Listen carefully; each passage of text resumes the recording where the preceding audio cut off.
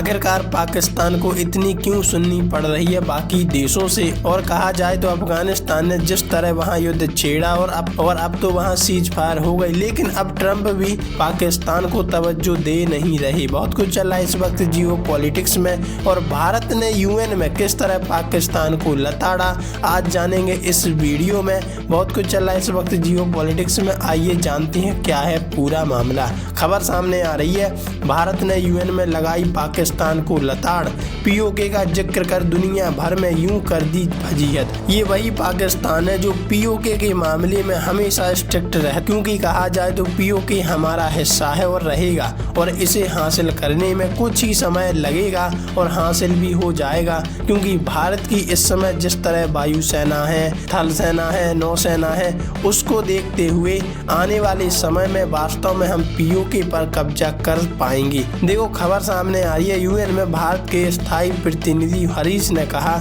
जम्मू कश्मीर भारत का अभिन्न और अविभाज्य हिस्सा है और पाकिस्तान को अपने गैर कानूनी कब्जे वाले इलाके में जारी गंभीर मानवाधिकार उल्लंघनों को रोकना चाहिए। संयुक्त राष्ट्र में भारत ने पाकिस्तान को सख्त चेतावनी दी है, वह अपने कब्जे वाले क्षेत्रों में जारी मानवाधिकार उल्लंघन और सैन्य अत्याचारों को तुरंत बंद करे।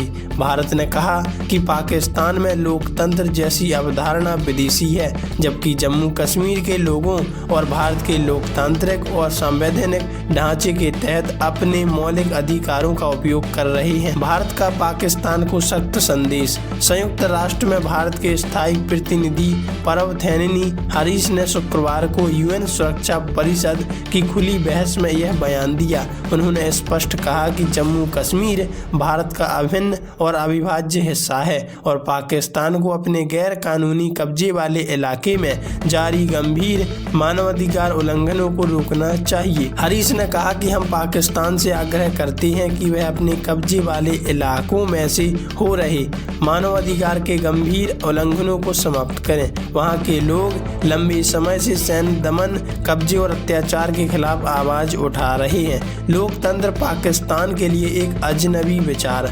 हरीश ने पाकिस्तान पर तीखा प्रहार करते हुए कहा कि जम्मू कश्मीर के लोग भारत के संवैधानिक और लोकतांत्रिक परंपराओं के तहत अपने अधिकारों का इस्तेमाल करते हैं, लेकिन ये अवधारणाएं पाकिस्तान के लिए बिल्कुल अनजानी सी हैं।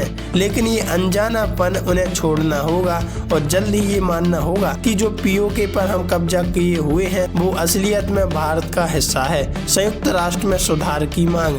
भारतीय प्रतिनिधि ने अपने बयान में संयुक्त राष्ट्र की सुरक्षा परिषद में व्यापक सुधारों की मांग भी की है। उन्होंने कहा कि 80 साल पुराना यह ढांचा अब वर्तमान वैश्विक परिस्थितियों को नहीं दर्शाता।